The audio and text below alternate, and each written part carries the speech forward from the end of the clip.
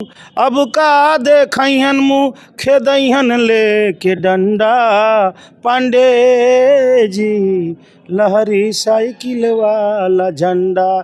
ए सनातन बाबा लहरी cycle वाला झंडा। साफ तेरा मिसल जहांगीर सनातन, बदलेगा तू ही बलियां की तकदीर सनातन, बदलेगा तू ही बलियां की तकदीर सनातन।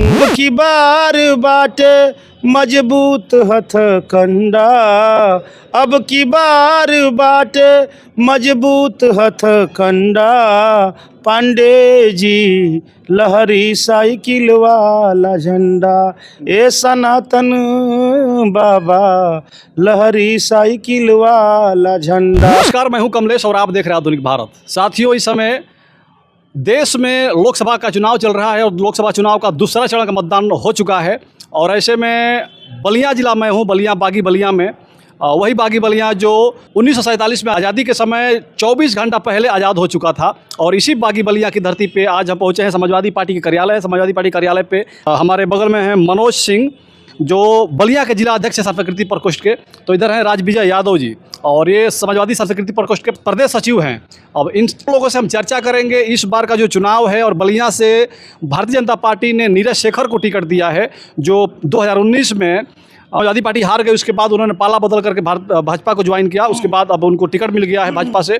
और समाजवादी पार्टी से एक बार फिर से सनातन पांडे पे समाजवादी पार्टी ने विश्वास जताया है कि इस बार हो सकता है कि बलिया में फतह कर जाएं।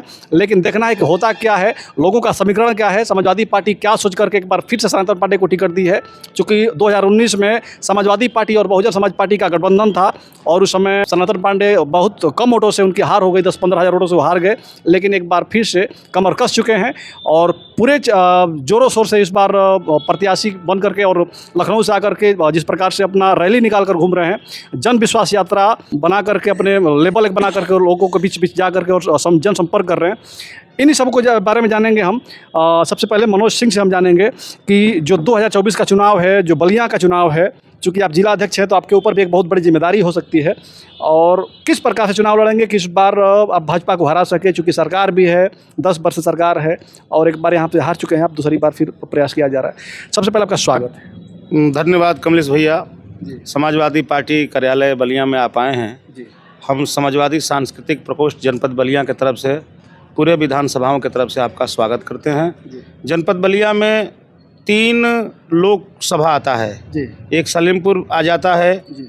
दूसरा गाजीपुर का 2 विधानसभा आ जाता है और तीसरा लोकसभा घोसी का भी 1 विधानसभा रसना आ जाता है।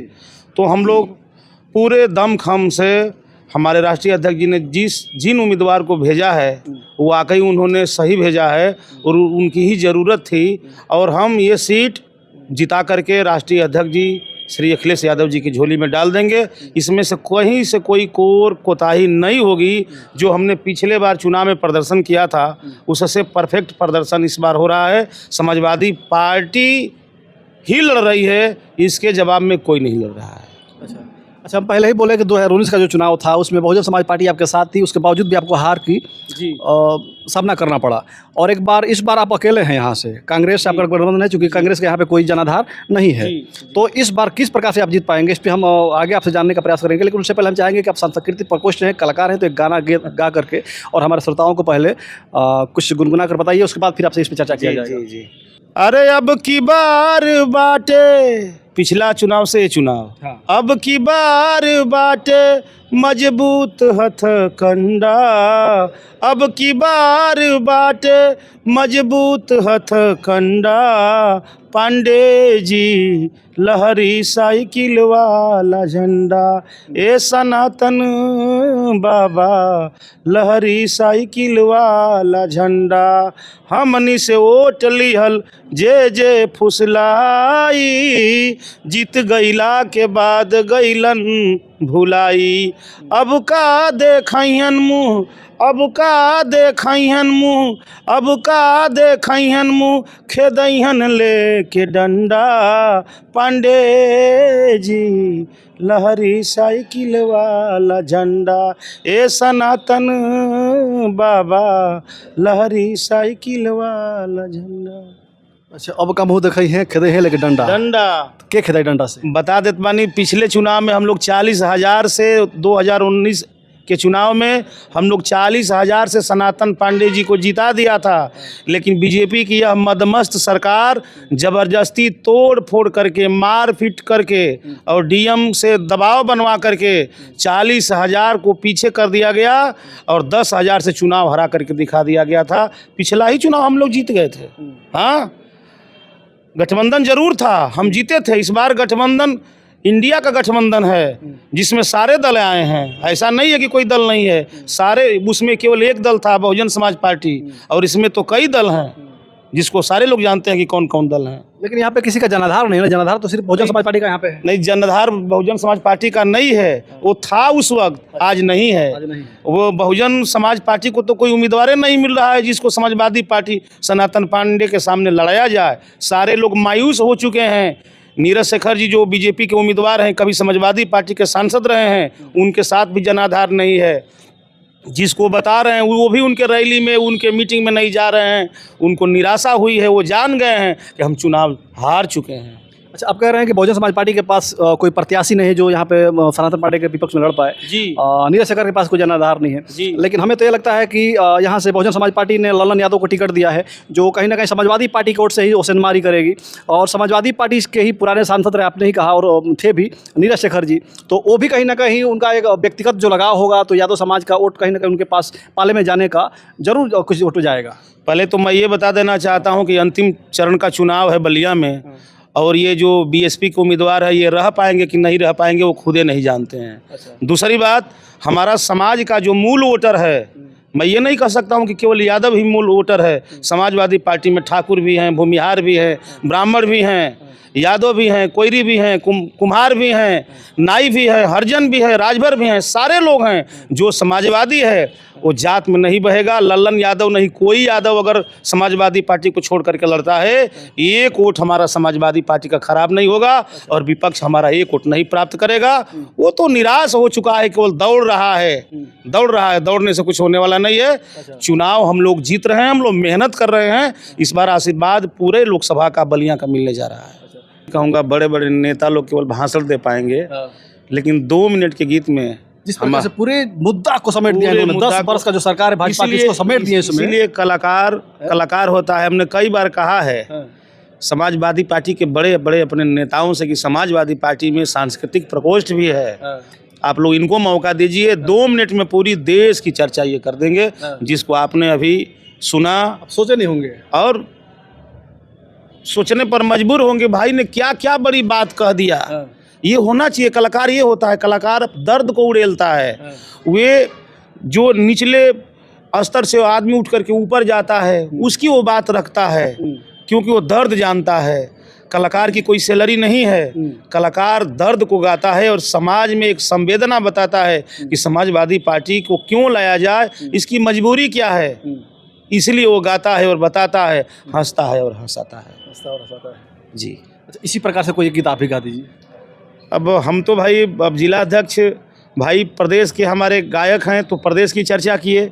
हम तो जिले में अपने हैं, जिला की चर्चा कीजिए, तो जिला की जिम्मेदारी है। बिल्कुल, बिल्कुल। तो सनातन पांडे जी के लिए हम एक लाइन गीत सुना देते हैं, चूँकि हाँ सुना देते हैं कि इंसाफ तेरा मिस्ल जहांगीर सनातन, इंसाफ तेरा मिस्ल जहांगीर सनातन, बदलेगा तू ही बलिया की तकदीर सनातन, बदलेगा तू ही बलिया की तकदीर सनातन।